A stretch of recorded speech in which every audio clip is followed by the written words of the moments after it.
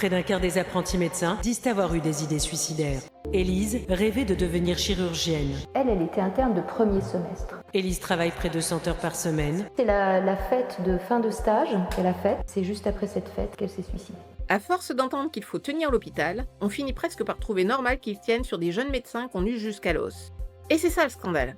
Pas seulement la fatigue, pas seulement le manque de moyens. Le scandale, c'est qu'on a transformé le dévouement en ressource d'exploitation.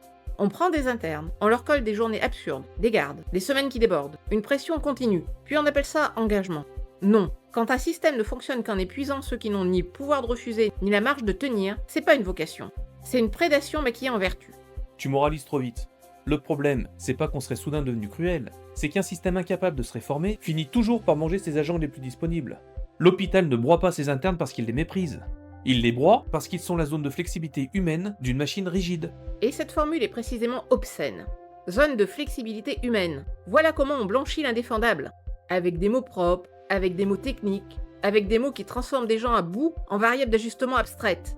Sauf qu'à la fin, il ne s'agit pas d'élasticité organisationnelle. Il s'agit de jeunes médecins poussés jusqu'à la rupture, puis renvoyés à leur conscience professionnelle, pour que le système puisse continuer à se regarder sans honte. Mais ils ne se regardent pas sans honte, Rosa. Ils se regardent comme indispensables. Et c'est bien pire, parce qu'un système qui se pense nécessaire s'autorise tout ce qu'il juge fonctionnel. Hiérarchie partout, autonomie nulle, décision diluée, pilotage comptable hors sol. Personne n'en donne explicitement la casse, mais toute l'architecture la rend rentable. Le résultat, c'est un mécanisme où la responsabilité s'évapore au moment exact où les dégâts deviennent permanents. Ok, alors cessons de parler de dérive. Une dérive, c'est ce qu'on subit. Ici, c'est ce qu'on maintient. On sait, on voit, on documente. Et malgré ça, on continue à faire reposer la continuité des soins sur des jeunes, qu'on célèbre au moment exact où on les abîme. Voilà la vérité obscène. On encense leur vocation pour rendre l'exploitation moralement supportable. On les remercie pendant qu'on les consume. Oui, parce qu'un système public n'est pas moral par nature.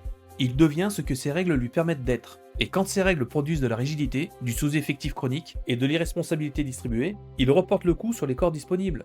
Dans un hôpital, les internes sont parfaits pour ça. Captifs, remplaçables en apparence, socialement sommés de se taire et moralement piégés par la mission. Et c'est exactement là que le récit héroïque devient obscène. Pas parce qu'il exagère leur courage, parce qu'il maquille la fonction réelle de leur sacrifice. On ne célèbre pas leur héroïsme pour leur rendre justice, on le célèbre pour éviter de remettre en cause ce qui les broie. On ne devrait donc pas admirer un système parce qu'il tient à bout de bras. On devrait se demander pourquoi il exige, pour survivre, des bras jeunes, dociles et épuisables. Donc non, le sujet, ce n'est pas seulement l'hôpital en difficulté. Le sujet, c'est le prix humain qu'on décide de lui faire payer.